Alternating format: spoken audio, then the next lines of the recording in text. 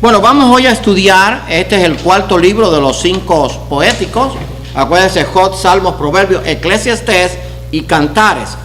Eclesiastés quizás es uno de los libros más difíciles, o uno de los libros difíciles de entender. Y ojalá que hoy podamos salir de aquí con un concepto o un pensamiento distinto al libro de Eclesiastés. Hay gente que no les gusta leerlo por lo que dice, y vamos a ver por qué se escribieron estas cosas, pero es palabra de Dios y de seguro que va a ser de bendición. Vamos a orar. Señor y amante Padre, te damos gracias por tu amor, por tu misericordia, y ahora te pedimos de todo corazón que nos prepares a nosotros, incluyéndome a mí, para recibir el mensaje de tu palabra, y úsame como instrumento. Gracias por tu amor y gracias por tu misericordia. Te lo pedimos todo humildemente en el nombre de tu Hijo amado Jesucristo. Amén. Bueno, Eclesiastés, ¿verdad? Lo escribió Salomón, y vamos a ver allí en la lectura que tuvimos, vimos que era rey en Jerusalén, hijo de David. ¿De qué trata? De la sabiduría sobre la vida, donde se escribió en Jerusalén aproximadamente en el año 935 a.C. ¿Y para qué? Descubrir la verdad sobre los hechos de la vida en la tierra.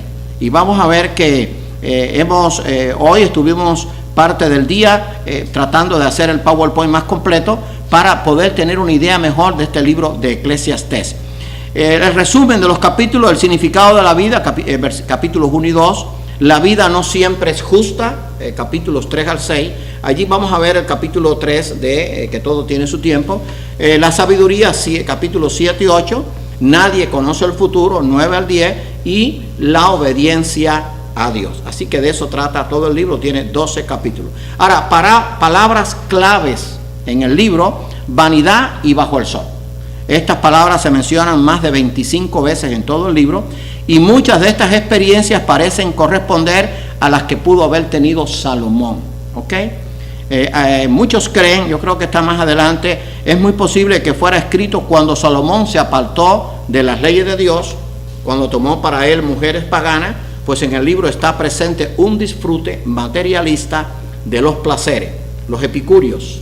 Epicurio era un filósofo griego, muy parecido a la filosofía hedonista. Los epicúreos decían, todo placer, pero sin sufrimiento. No hay sufrir. Y los hedonistas decían que el objetivo de la vida era disfrutar de los placeres. Así que Epicurio pues dio origen también a los hedonistas, y eso se incorporó a todo el imperio griego, que después pasó a los romanos. Pero en el libro está está descrito todo el disfrute desde un punto de vista materialista. Por eso es que un cristiano dice, oye, pero esto que dice aquí, ¿cómo es posible? Bueno, vamos a ver por qué se escribió esto, ¿verdad? Porque acuérdense que toda la Biblia, desde Génesis 1:1 hasta Apocalipsis 22:21, lo hemos dicho muchas veces, no vamos a cansar de decirlo, es palabra de Dios. Por lo tanto, usted no puede decir, voy a empezar a leer la Biblia y cuando llegue a Eclesiastés volárselo. No, usted tiene que leerlo, ¿verdad? Y otro de los libros que quizás sea un poco difícil de entender es el libro de Apocalipsis, que después ya vamos a verlo mucho más adelante.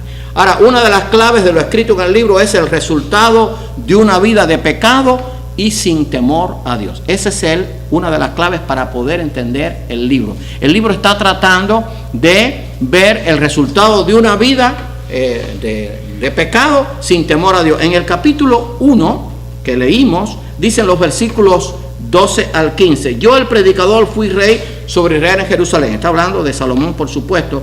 Y di mi corazón a inquirir y a buscar con sabiduría sobre todo lo que se hace debajo del cielo.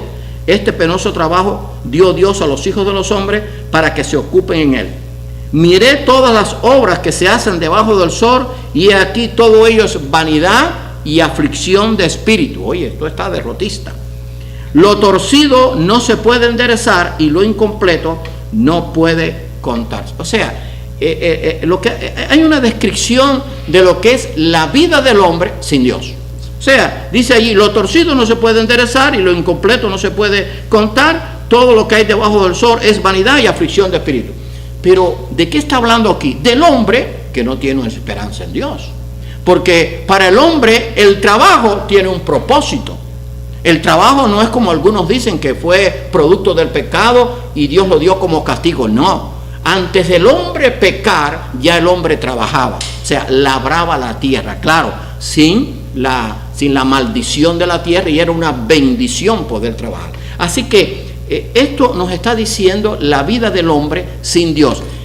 Cuando tomamos esto como centro del libro, entonces vamos a entender el libro. Y vamos a ver que después al final, todo indica que Salomón al final de su vida se arrepintió de todos sus pecados. Acuérdense que Salomón fue el hombre más sabio que haya existido. No ha habido uno antes que él, ni después que él, que haya sido más sabio que Salomón. ¿Pero por qué? Porque la sabiduría vino de Dios. Sin embargo, escribió Eclesiastés, pero escribió Eclesiastés desde el punto de vista de la condición del pecado, y para él todo era vanidad, y posiblemente esto se escribió en ese periodo en que él estuvo apartado de Dios. Acuérdense que tuvo 1000 mujeres, 700 mujeres reinas, 300 concubinas. Sus mujeres le hicieron adorar dioses paganos, y entonces su concepto de la vida, por supuesto que fue diferente, porque entonces vio la vida desde otro punto de vista. Ahora vamos a ver las vanidades que aparecen en Eclesiastés, y después vamos a tratar algo del capítulo 3 brevemente, porque tiene una gran enseñanza. Estas son las vanidades. Acuérdense que las frases vanidades y debajo del sol, todo es vanidad, y debajo del sol aparece en el libro más de 25 veces, y vamos a ver algunas de estas vanidades, entre comillas, de Eclesiastés. La sabiduría humana, capítulo 2, tengan abierto si ustedes quieren el libro de Eclesiastés, dice los versículos 15 y 16, entonces dije yo en mi corazón, ¿cómo sucederá al necio, me sucederá también a mí? ¿Para qué pues he trabajado hasta ahora por hacerme más sabio? Y dije en mi corazón que también esto era vanidad. Porque ni del sabio ni del necio habrá memoria para siempre, pues en los días venideros ya todo será olvidado, y también morirá el sabio como el necio. Oiga, usted toma eso y lo saca de la Biblia y lo lee en otro libro, y dice, usted está leyendo un libro materialista. Pero no, es palabra de Dios. Y lo que está diciendo es que el hombre en su pecado, no importa la sabiduría que pueda tener, va a ser igual que el necio, porque va a sufrir la misma condenación. O sea, no va a haber la bendición de Dios en su vida. Fíjense lo que dice, que lo mismo sucederá al sabio que al necio, y dice, esto también es vanidad. Esa es una de los centros de este libro, ¿verdad? Habla de la vanidad de la vida sin Dios. Ahora, yo sé que ustedes conocen esa famosa revista que se llama precisamente Vanidades, ¿verdad? Muchos. Vanidad viene de vano. Vanidad quiere decir que todo lo que yo hago es vano, o todo lo que pueda hacer el hombre es vano. Vanidades. El mundo vive en una vanidad absoluta, porque sin Dios y sin Cristo todo resultará vano. O sea, no tiene objetivo la vida. Y por eso es que el libro de Eclesiastés, si usted no tiene este enfoque que es bíblico, usted no lo puede entender. Es la vista del hombre sin Dios viendo la vida humana. Así que esa es una de las vanidades que aparece allí. La otra es el esfuerzo humano. Está allí en el mismo capítulo 2, versículos 22 y 23. Van a tener el material. Porque ¿qué tiene el hombre de todo su trabajo y de la fatiga de su corazón con que se afana debajo del sol? Porque todos sus días no son sino dolores y sus trabajos molestias. Aún de noche su corazón no reposa. Esto también es vanidad. Ahora bien, yo pregunto, ¿el creyente en medio del dolor no siente la paz de Dios? ¿El creyente en medio de la aflicción no siente la presencia de Dios? O sea, entonces, ¿de qué está hablando aquí? Del hombre precisamente que no tiene a Dios. Porque, por ejemplo, un hombre está en su cama de dolor sin Dios y está sufriendo terriblemente. El otro está en la misma cama con la misma enfermedad. No es que no esté sufriendo, pero el sufrimiento tiene un bálsamo. La presencia de Dios, la paz de Dios, la fortaleza de Dios. Hay un salmo que dice que Dios va a mullir nuestra cama. Deja ver si puedo explicar. Mullir es que Dios nos va a acomodar la cama cuando estemos enfermos, porque su presencia va a estar con nosotros. O sea, no es lo mismo sufrir sin Cristo o sin Dios que sufrir con Cristo, con Dios. Por eso es que este hombre, el Salomón, Dios le permitió escribir esto, porque es el punto de vista de un hombre que no tiene en cuenta. O sea que el sufrimiento es para todos, y entonces no importa, dice que todos sus días no son sino dolores y sus trabajos molestias, aún de noche su corazón no reposa y todo es vanidad. O sea, entonces él ve la vida de una forma derrotista. Ahora vamos a ver el logro humano, o sea, viviendo o viéndolo a través del pecado. 2:26. Fíjense lo que dice este versículo. Todavía estamos en el capítulo 2 de Eclesiastés. Porque al hombre que le agrada, Dios le da sabiduría, ciencia y gozo. Mas al pecador da el trabajo de recoger y amontonar, para darlo al que agrada a Dios. También esto es vanidad y aflicción de espíritu. Ahora, ¿qué está haciendo él? Está comparando lo que piensa el pecador cuando el hombre bendecido por Dios recibe la paz de Dios. O sea, el hombre dice, bueno, tú recibes esto porque Dios hace una excepción contigo. No, el problema es que él hizo una decisión por Dios o por Cristo, y entonces la paz de Dios reposa sobre él. Fíjese, dice, porque el hombre que le agrada, Dios le da sabiduría, ciencia y gozo. Él era un hombre que había recibido eso. Mas al pecador da el trabajo de recoger y amontonar para darlo al que agrada a Dios. También esto es vanidad y aflicción de espíritu. Ahora, ¿qué pasa? Que cuando el hombre tiene a Dios, aún a sus enemigos, dice la Biblia, hace estar en paz con él. Se cuenta una anécdota que una señora cristiana, una persona cristiana, oraba por alimentos todos los días en un país donde había una crisis completa. Y entonces todos los días se ponía a la ventana, Señor, mándame la comida, dame el alimento que necesito. Pero encima de ella, en el otro piso, vivía un ateo. Y la tenía hasta el tope por esa oración todos los días. Y entonces un día la vio clamando y cogió y le bajó una canasta con comida para que se callara. Y entonces ella después, cuando dijo, Señor, gracias, porque a veces hasta el diablo tú usas para darme la bendición a mí. Sí, porque Dios usa instrumentos. A veces el impío es usado para bendecir al justo. ¿No se acuerdan cuando Asiria estaba gobernando sobre la tierra? Y Dios dijo, Asiria es báculo de mi furor. O sea, Dios lo usó para darle una lección a Israel, pero estaba en las manos de Dios. El rey de Babilonia, Nabucodonosor, también fue usado por Dios. O sea, Dios usa instrumentos para bendecir al justo. Pero Dios hace esto porque hay una diferencia entre el justo, entre el que teme a Dios y el que no le teme. Ahora, antes de ir al capítulo 3, que es la vida humana, que es el que vamos a ver allí, si usted lee el capítulo 3, los primeros versículos habla de que todo tiene su tiempo. Aquí hay sabiduría. Dice, todo tiene su tiempo y todo lo que se quiere debajo del sol tiene su hora. Tiempo de nacer y tiempo de morir, tiempo de plantar y tiempo de arrancar lo plantado, tiempo de matar y tiempo de curar, tiempo de destruir, tiempo de edificar, tiempo de llorar, tiempo de reír, tiempo de endechar y tiempo de bailar. Y ahí sigue, ¿verdad? ¿Qué nos enseña? Que todo tiene su tiempo. Y eso tiene una lección para mí y para ti. Tenemos que vivir en el tiempo de Dios. Pero es que nosotros siempre vivimos apurados. Queremos todo tipo McDonald's, Burger King, Macrowave, o sea, todo rápido, en 5 minutos. No, eso no funciona así. Todo tiene su tiempo. Hay veces que el creyente tiene que pasar por un periodo de aflicción, a veces más largo, más corto, para que se acerque más a Dios, para fortalecer su fe, para que disfrute mayormente o pueda comprender plenamente la paz de Dios. Les voy a hacer una pregunta. ¿Cuándo es cuando más se siente la paz? ¿Cuando todo está bien o después de una gran tormenta? La paz uno la disfruta más o la comprende más después que hubo una gran tormenta y viene la calma. Dice, es verdad que uno disfruta la paz. Bueno, el creyente es igual. A veces vienen aflicciones a nuestra vida que no las entendemos. Pero en medio de esa aflicción es cuando podemos entender cuán grande es la paz de Dios. Así que todo tiene su tiempo.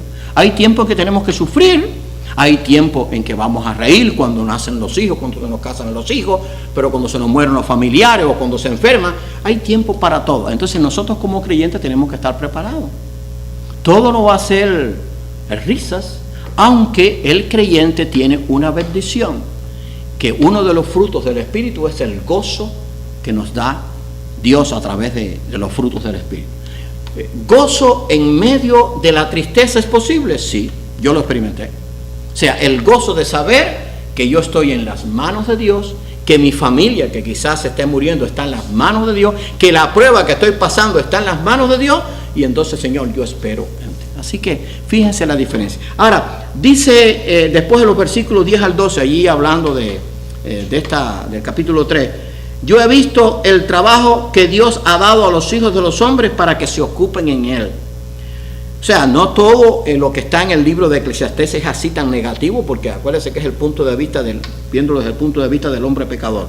Todo lo hizo, escribía el sabio Salomón, todo lo hizo hermoso en su tiempo y ha puesto eternidad en el corazón de ellos, sin que alcance el hombre a entender la obra que ha hecho Dios desde el principio hasta el fin. Yo he visto el trabajo que Dios ha dado a los hijos de los hombres para que se ocupen en él. O sea, Dios creó el mundo para que el hombre se ocupara en él.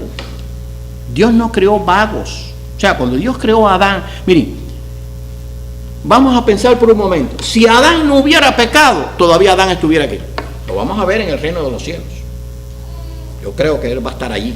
Ahora bien, si Adán no hubiera pecado y no hubiera entrado el pecado al mundo, todo el mundo iba a estar trabajando, pero un trabajo bendecido por Dios. Déjame ver si me puedo explicar. O sea, no habría plagas, no habría contaminación.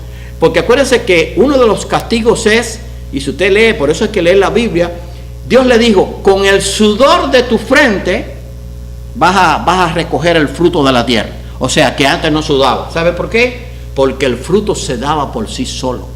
¿No han visto esas cosechas de un creyente? Yo las he visto. Señor, siembra la semilla igual que todo el mundo. Señor, la pongo en tus manos y se da a 60, a 30 y a 100 por uno, un fruto exquisito.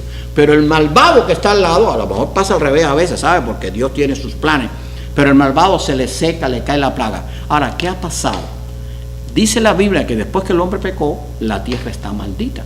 Entonces ahora se siembra, entonces viene la plaga, viene la contaminación, viene la sequía, o viene el agua, vienen las crecientes y todo se destruye. Pero nosotros tenemos que esperar en las promesas de Dios, y entonces por eso todo tiene su tiempo. Entonces tenemos que entender, bueno, Señor, ayúdame a enseñar, ayúdame a aprender que todo tiene su tiempo debajo del sol. Ahora, otra de las vanidades es la vida humana. Capítulo 3, versículos 16 al 18. Vi más debajo del sol. Está hablando de la vanidad, que es lo que más se repite. En lugar del juicio, allí impiedad. Eso no es lo que está pasando ahora. Y en lugar de la injusticia, allí iniquidad. Perdón, y en lugar de la justicia, allí iniquidad. Y dije yo en mi corazón, al justo y al impío juzgará Dios, porque allí hay un tiempo para todo lo que se quiere y todo lo que se hace. Dije en mi corazón, es así por causa de los hijos de los hombres, para que Dios los pruebe y para que vean que ellos mismos son semejantes a las bestias. Oiga, el hombre es semejante a las bestias. Claro, ¿quién es el que se comporta, o quiénes son los que se comportan como bestias en el mundo? Los que no tienen a Dios. Matan gente, asesinan gente, matan a los niños antes de nacer, o los matan después de nacido, envenenan los alimentos para que la gente se muera, o para causar epidemias, para después poder vender las vacunas. Esas son las bestias. Pero ¿quién es la bestia? Un hombre o una persona, o los hombres cuando no tienen a Dios. Cuando la persona tiene un encuentro con Dios, su naturaleza cambia. ¿Saben qué? Por ejemplo, la naturaleza de un león, ¿cuál es? Comer, atacar. Esa es su naturaleza, fiera. Igual que los tigres, las panteras. Bueno, se cuenta una vez, esto es un poco fuerte, ¿no? Pero bueno, dice que había un hombre que siempre iba a un circo que recorrió el mundo entero, y él visitó el circo por todos lados. Entonces, ¿por qué él iba? Porque había un acto en que el hombre, un domador, metía la cabeza dentro del león, y entonces la sacaba y no pasaba nada, y todo el mundo aplaudía. El hombre ni se movía, pero él siempre se sentaba en primera fila. Entonces así fue viajando y viajando y viajando, y ahí iba a todos los lugares que iba al circo, y siempre veía el mismo acto. Pero un día el hombre le metió la cabeza al león y el león se la comió. Y yo sabía que el león ese le iba a salir la fiera. Claro que sí, si el león es una bestia. Y eso es lo que le estaba esperando. Así viven los hombres. Cuando se hace el mal, entonces el hombre se alegra. Lo que es al revés con el justo. Cuando el justo ve el mal, entonces se entristece. Esa es la diferencia que hay entre el pecador y el arrepentido que recibe a Cristo.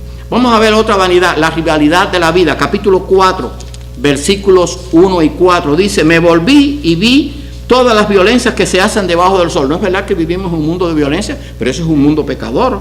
Y he aquí las lágrimas de los oprimidos sin tener quien los consuele. Es verdad que el único que puede consolar es Cristo, pero ¿qué pasa? Que aún los oprimidos a veces se rebelan contra Dios. Y la fuerza estaba en la mano de sus opresores, y para ellos no había consolador. Y yo, ahora dice el versículo 4, y he visto asimismo que todo trabajo y toda excelencia de obras despierta la envidia del hombre contra su prójimo. También esto es vanidad y aflicción de espíritu. O sea, cuando el hombre prospera, el otro siente envidia, pero dice, me volví, vi las violencias que se hacen debajo del sol, las lágrimas de los oprimidos sin tener quien los consuele, y la fuerza estaba en manos de los opresores. Acuérdense que eso lo ve, es así para el pecador, o sea, la fuerza está en los opresores. Ahora bien, cuando uno recibe a Dios, cuando uno tiene en Dios su roca, cuando uno recibe a Cristo, ¿quién es nuestro defensor, nuestro consolador? Dios. Entonces ya el opresor no nos puede oprimir aunque quiera, porque somos libres, verdaderamente libres. Dice Cristo, conoceréis la verdad y la verdad os hará libre. Así que esa es hablando de la violencia, de la rivalidad humana. Ahora vamos a ver otra ¿cómo se llama? Otra vanidad, sacrificio humano, versículos 7 y 8 del capítulo 4. Y me volví otra vez y vi vanidad debajo del sol. Está un hombre solo y sin sucesor, que no tiene hijo ni hermano, pero nunca cesa de trabajar, ni sus ojos se sacian de su riqueza, ni se pregunta para quién trabajo yo, y defraudo mi alma del bien. También esto es vanidad y duro de trabajo. Ahora bien, vamos a suponer, esto es el hombre que no tiene a Dios, no tiene hijos, dice, entonces ¿para qué estoy trabajando? ¿A quién le voy a dejar todo esto? ¿Quién se lo va a coger? Entonces viven con una amargura. Oye, entonces ¿para qué estoy acumulando? Porque le va bien en el negocio, un ejemplo. Pero si es cristiano, la cosa es diferente. Porque entonces él puede pensar, bueno, voy a ayudar a los pobres, voy a ayudar a amigos que están necesitados, voy a ayudar a la obra de Dios. O sea, esto lo hace el hombre sin Dios, pero el hombre con Dios es diferente, aunque esté solo. Ha habido casos de personas que mucho dinero y lo han dado a la obra de Dios, o lo han dado para dar comida a gente que se está muriendo en el mundo. Pero el pecador piensa diferente. Bueno, ¿para quién estoy trabajando si yo estoy solo, no tengo a quién dejarles las cosas? Ahora vamos a ver la vanidad del poder humano, 12 y 13, allí mismo en el capítulo 4. Y si alguno prevalece contra uno, dos le resistirán, y cordón de 3 dobleces no se rompe pronto. Mejor es el muchacho pobre y sabio que el rey viejo y necio que no admite consejo. Bueno, esto es una cosa buena, ¿eh? Dice aquí que mejor es el muchacho pobre y sabio que el rey viejo y necio que no admite consejo. Está hablando del poder humano. El poder humano a veces tristemente está en manos de personas que no tienen sabiduría para poder administrar la justicia ni para poder llevar el bienestar a los demás. Ahora vamos a ver la avaricia humana, otra vanidad que dijo el predicador o el que escribió Eclesiastés por inspiración divina, porque Dios lo permitió. Dice, el que ama el dinero no se cesará de dinero, y el que ama el mucho tener no sacará fruto. También esto es vanidad. El que ama el dinero no se cesará de dinero. Yo estuve en Panamá trabajando con un judío, y ya le dije que ese judío no era muy obediente, que digamos. Y entonces él cuando yo llegué a Panamá, yo estuve con él trabajando 2 años, y entonces él me dijo, cuando llegue a los $600,000 dejo de trabajar. Llegó a los $600,000 en el banco. Después, estando yo allí, me dijo un día, llegué a los 800,000, pero no, voy a seguir.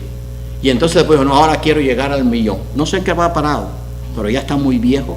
No sé si llegó, pero aquel hombre no tenía paz en su hogar, se llevaba mal con sus hijos, su vida era una tragedia. Pero entonces es como dice aquí, los versículos, estoy en la avaricia, el versículo 10, ¿verdad? El que ama el dinero no se cesará de dinero, y el que ama el mucho tener no sacará fruto. O sea, el que tiene 1,000 millones, usted diría, bueno, vamos a suponer nosotros, cualquiera que estamos aquí. Bueno, si yo tengo 1,000 millones, no tengo de qué preocuparme. No, pero hay gente que tiene 1,000, quieren 2,000. El que tiene 2,000 quiere 4,000. Bueno, entre los grandes multimillonarios del mundo, por ejemplo, creo que uno es mexicano, también lo hay en Estados Unidos. Las fortunas, ¿de cuánto ustedes creen que es? De 46 mil millones de dólares. Estamos hablando de 46 billones. O sea, 46 mil millones, 46 billones de dólares. Mire, esa persona, y yo lo he dicho muchas veces, diría, bueno, ya, pero siguen invirtiendo y siguen porque quieren. Claro, uno dirá, bueno, quieren estar ocupados. Bueno, ¿y por qué no te ocupas en ayudar a tanta gente pobre que hay que se está muriendo? No es que quieren tener más y más. Esa gente no pueden gastar su dinero, ni aunque gasten estoy hablando de gastar, no de votar. No hay quien gaste $1 millón diarios. Le voy a poner un ejemplo. El hotel más caro del mundo está en Dubái, allá en los Emiratos Árabes. Una habitación puede valer una noche entre 35 mil a 40 mil dólares. Vamos a suponer que se quede en Dubái, pagó 35 mil. Vamos a suponer que se gaste dando propina, no botando el dinero, una propina normal, que se gaste en comida $5,000 al día. Ya vamos por 45 mil. Vamos a suponer que coja unas salidas en un bote y que le cueste 10 mil. ¿Cuánto gastó? 65. Se puede gastar $1 millón. Gastar, no votar. Ahora, si lo vota, sí. Gastar, no hay quien gaste $1 millón diario. Entonces, oye, si ya tienes 46 mil, no te digo que dejes de trabajar, pero invierte tu dinero en otra cosa. No, nunca se sacian de tener y quieren tener más y más. Los tenemos, lo vemos. Oye, pero ¿por qué ese hombre se metió en tal cosa? Y se meten porque quieren tener o poder, quieren tener fama o quieren tener más dinero. Esa es la vida del hombre que no tiene a Dios. La avaricia humana es una vanidad. Ahora, vamos a ver que aquí también hay una realidad. El hacer promesas, si no las cumplimos, también es vanidad. Vamos a ver el capítulo 5, 4 y 5. Dice, cuando Dios hace promesa, no tardes en cumplirla, porque Él no se complace en los insensatos. Cumple lo que promete. Mejor es que no prometas y no que prometas y no cumplas. Ahora, le voy a poner la vanidad del hombre de hoy, la vanidad de la política. ¿Cuántas promesas hacen? Estoy hablando de políticos a todos los niveles y en todos los lugares del mundo. No hacen muchas promesas. ¿Qué porcentaje cumplen? Se lo voy a decir, no soy estadística, no soy estadista, pero se lo voy a decir, el 0.0001 con una probabilidad de que llegue a 0. No cumplen ninguna. ¿No es verdad o es mentira? Hacen promesas, eso es una vanidad. Ahora, que hay algunos que cumplen algunas promesas, ok, pero a lo que voy, hacen promesas para poder engañar, o sea, para poder llegar al poder. Bueno, hablando del creyente, nosotros también hacemos promesas de servir al Señor, promesas a nuestros hijos, promesas a los nietos, promesas, a la familia. Bueno, si usted va a prometer y no va a cumplir, mejor es que no prometa. Porque prometer sin cumplir, eso es vanidad. Entonces aquí cabe lo que dije el otro día, muérdete la lengua, no prometas nada. Sí, porque si vas a prometer, a veces hay que demostrar las cosas mejor con hechos que con hablar. No, yo te prometo que... ¿No han visto las promesas cuando uno se va a casar? Te voy a hacer fiel hasta la muerte. Pero está mirando por la de al lado, oye, viste, está escondida de la mujer. Oye, ven acá, ¿cómo fiel hasta la muerte? ¿No? Si en vida todavía no te has acabado de casar y ya estás mirando a otra. ¿Me explico? A los 6 meses. ¿Qué a los 6 meses? A los 6 días. A los 6 días, José. A lo que voy. Entonces, las promesas, usted tiene que... Claro, ¿quién es el que cumple las promesas? El creyente, pero con la ayuda de Dios. Porque nosotros no podemos, humanamente no podemos cumplirlas. Pero con la ayuda de Dios, sí. Yo doy gracias a Dios. Yo sé que hay situaciones en la vida que esto no se puede hacer, y no porque nosotros no querramos, porque no se pueden hacer por muchas cosas que suceden en la vida. Pero mi testimonio, yo doy muchas gracias a Dios. Estuve con mi esposa hasta que murió, punto. Esa fue mi experiencia. Yo sé que todo el mundo no tiene esa experiencia, pero quiero decir, fue una promesa que hicimos. Ahora, ¿cómo la podemos cumplir? Con la ayuda de Dios. Pero Dios es bueno. Hay veces que esas promesas no se pueden cumplir por razones ajenas a nuestra voluntad. Bueno, Señor, te prometo que ahora que tomé el camino correcto, que yo estoy ahora, voy a hacerte fiel en lo que te voy a prometer. Pero hermano, si no va a cumplir, no prometa. Eso es lo que nos aconseja la Biblia. Ahora, la acumulación humana, la gente acumula. ¿No han visto esa gente que no tiene donde meter las cosas? No tengo ropa, no abre el closet. No tengo zapatos, no tengo traje. Oiga, por favor, la acumulación es mala, se echa a perder. Mire, cuando yo estuve en Panamá, estaba allá con mi esposa, mis hijos, claro, habíamos acabado de salir de Cuba. En Cuba no hay nada.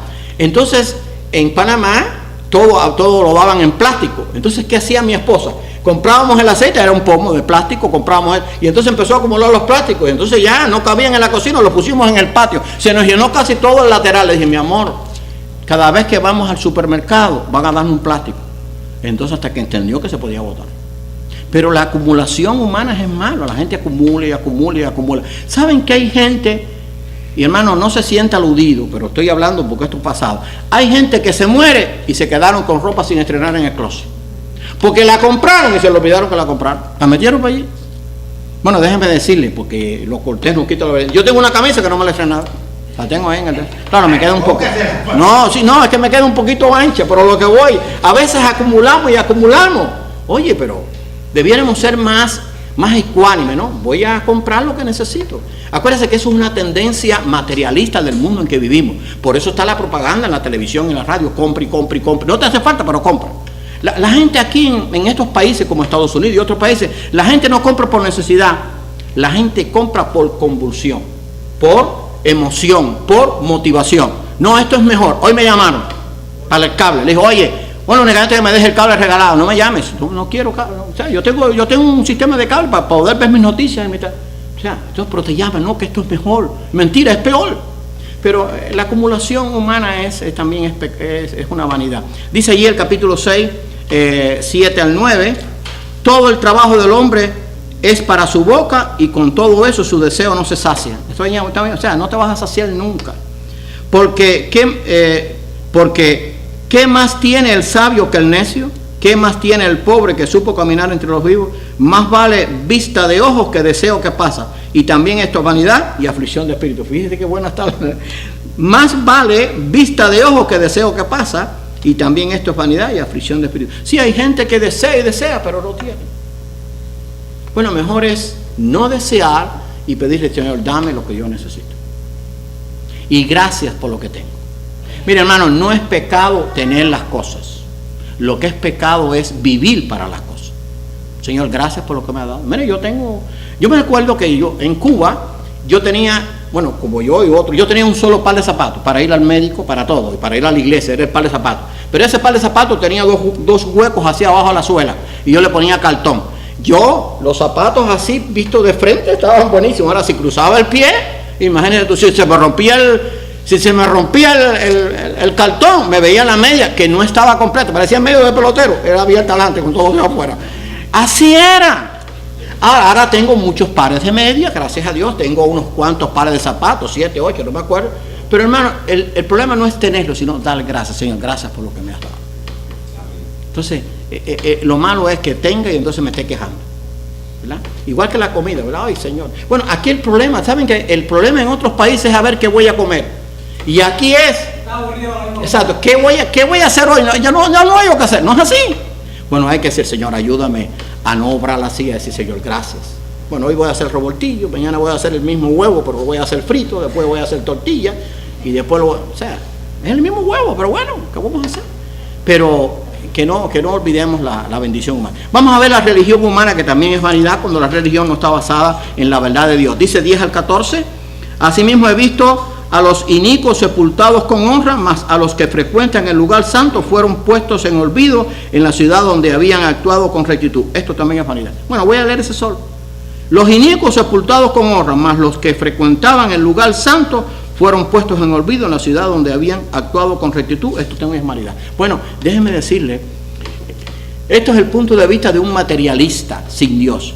Porque ¿dónde murieron la mayoría de los profetas? Apedreados o desterrados. ¿Dónde murieron la mayoría de los cristianos en el primero y segundo siglo? En el circo romano, comidos por los leones, quemados vivos. Pero su gloria es una gloria que no se compara con la del hombre, que quizás fue sepultado con un gran sarcófago, un féretro, un ataúd. Yo tuve un tío en Cuba, era rico, y yo era muy pequeño, yo tendría unos 10 años, pero dije, qué vanidad la vida. Me recuerdo en aquel entonces que tener el dinero valía. Estoy hablando de los años, quizás fue en el año 55, 56, no me acuerdo, por ahí más o menos, fue antes de la revolución. Y mi tío murió, se llamaba Benito, era un hombre rico, tenía sus propiedades, tenía carro, Y cuando se murió, oiga, lo enterraron en una caja de bronce, pero bronce de bronce, que aquello debe haber costado un ojo de la cara. Con aquello se daba de comer al pueblo entero, a los hambrientos, unos varios días. Esa es la vanidad. Total, si de todas maneras se lo iban a comer los gusanos. ¿Me explico? Esa es la vanidad del mundo.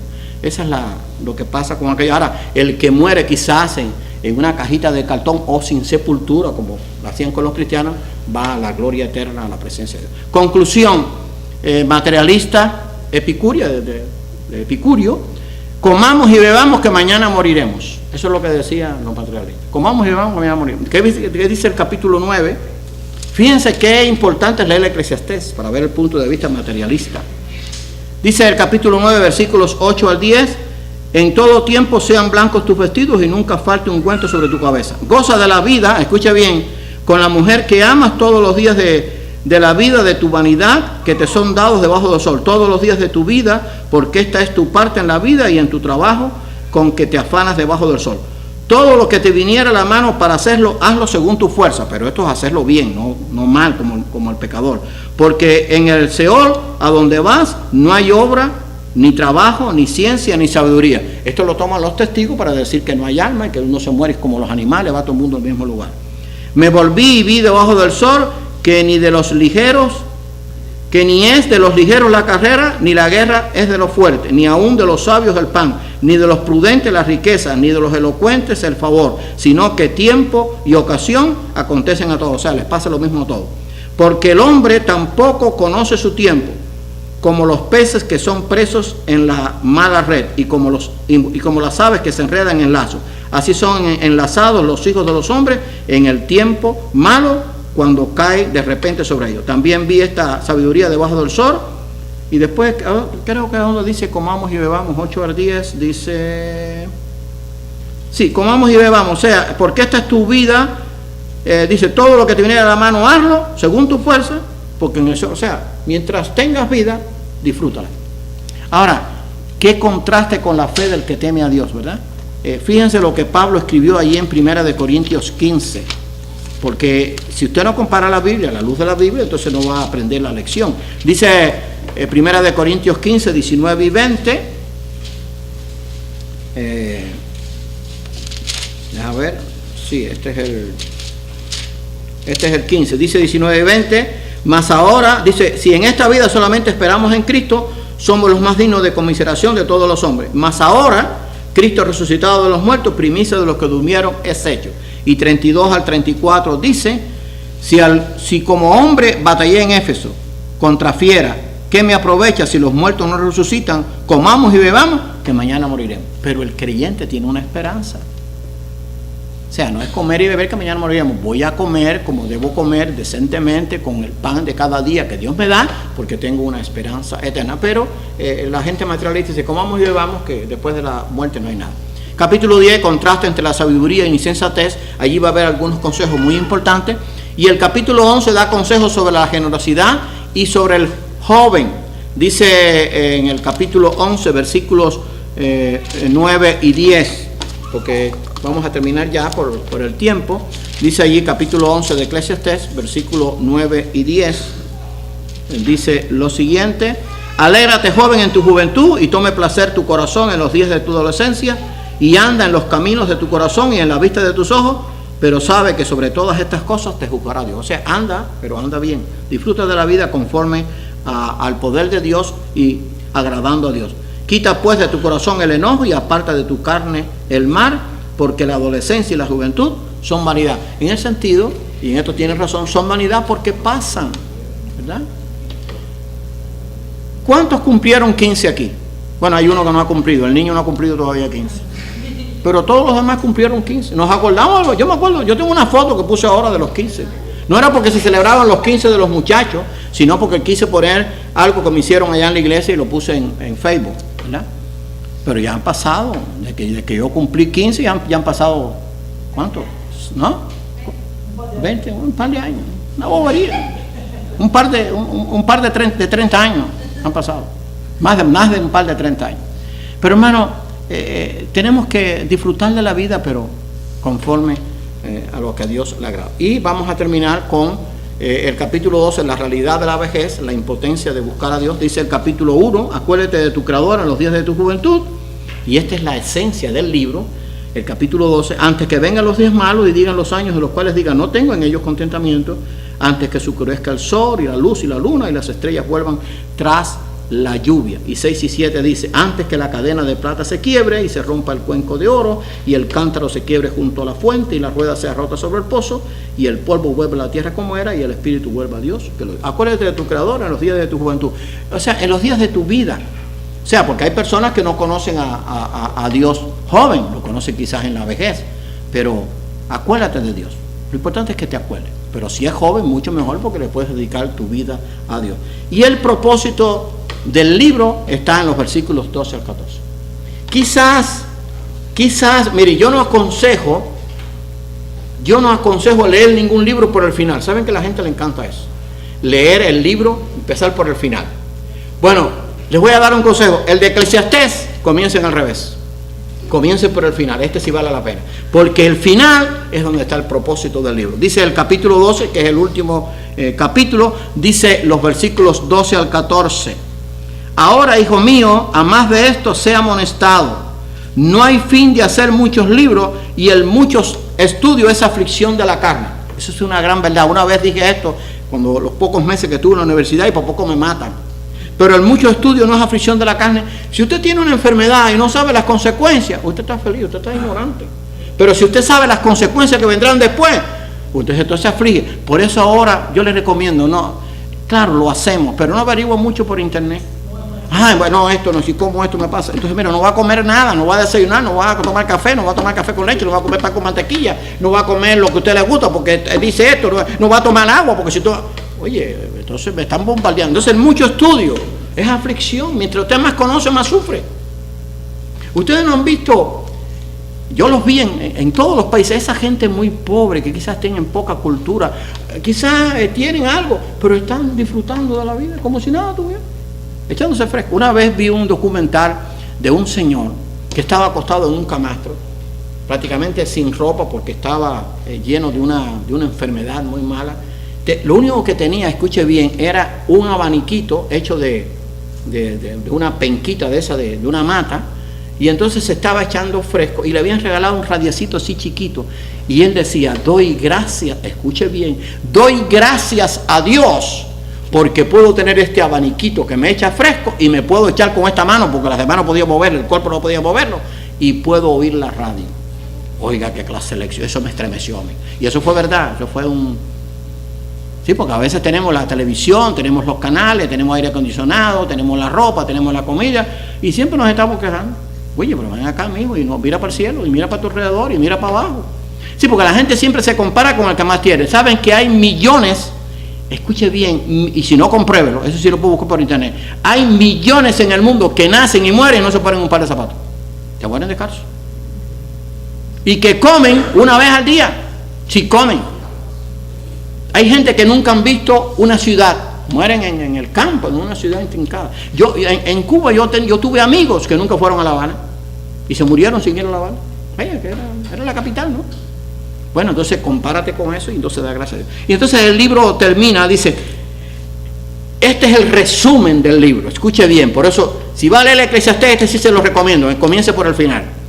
El fin de todo el discurso oído es este, o sea, todo lo que hemos leído, el fin de todo el discurso oído es este: teme a Dios y guarda sus mandamientos, porque esto es el todo del hombre, porque Dios traerá toda obra a juicio juntamente con toda cosa encubierta, sea buena o sea mala. Entonces todo el libro sí valió la pena leer, porque este era el propósito, que la gente entendiera que el fin de todo lo que se escribió aquí, para ver la vida de pecado o la vida del hombre sin Dios, lleno en su pecado materialista, el fin de todo el discurso es temer a Dios, o sea, guardar su palabra, vivir conforme a sus ordenanzas, guardar sus mandamientos, porque esto es el todo del hombre, porque Dios traerá toda obra a juicio, juntamente con toda cosa encubierta, sea buena o sea mala. Este final sí está magnífico. Ahora, si lee los otros y no llega al final, tú sabes que hay gente que comienzan a leer el libro, leen 3 páginas y después ya, olvídate. No, ¿y qué pasó en el medio? Ni sé, chicos, no sé si se murió el que estaba yo al principio, porque es así, nosotros somos así. Bueno, el libro de Eclesiastés, léalo, Pero si no lo puede leer completo, empiece de atrás para adelante. Empiece por el capítulo 12. Y después vaya al capítulo 11. Después léase el capítulo 3. Todo tiene su tiempo. Pero todo tiene un propósito. La vida del hombre sin Dios. Vamos a orar. Señor y amante Padre, te damos gracias por tu amor. Y gracias porque tu palabra, toda ella, es de inspiración. Y nos ayuda a entender aquellas cosas que quizás antes de conocerte no entendíamos. Ayúdanos a poder disfrutar de todo lo que tú nos has dado, agradeciéndote por ello cada día. Ayúdanos a obrar con sabiduría y ayúdanos a poder llevar este mensaje a aquellos que no te conocen. Ahora danos tu bendición y perdona nuestros pecados. En el nombre de tu Hijo. Amén.